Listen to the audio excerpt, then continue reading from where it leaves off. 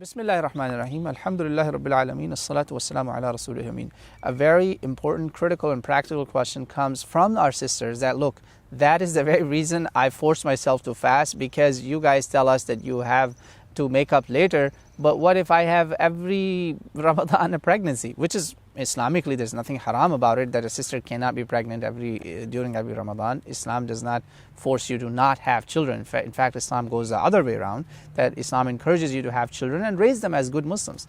Now, what should sisters like that do? That if, let's say, they end up having 4 or 5 years of fasting to do. SubhanAllah, that's like a big loan or debt. Debt of like 5 years of fasting is like 5 times 30. It's like 150. 150, right? 150 Psalms. Allahu Akbar, that's a lot of fasting. So for such sisters, you still have those two options that I shared before. I discussed before. Refer to that answer where the details are mentioned. That don't worry, inshallah, you're not sinning. Main thing is that during the year, during the winter days, maybe easy fastings, you can make up at that time, or you can give fidya. You still have those two options, but listen to the detailed answer that I've recorded before, inshallah. It's not very detailed, it's like 4 minutes, so you won't be bored, inshallah. Wallahu alam.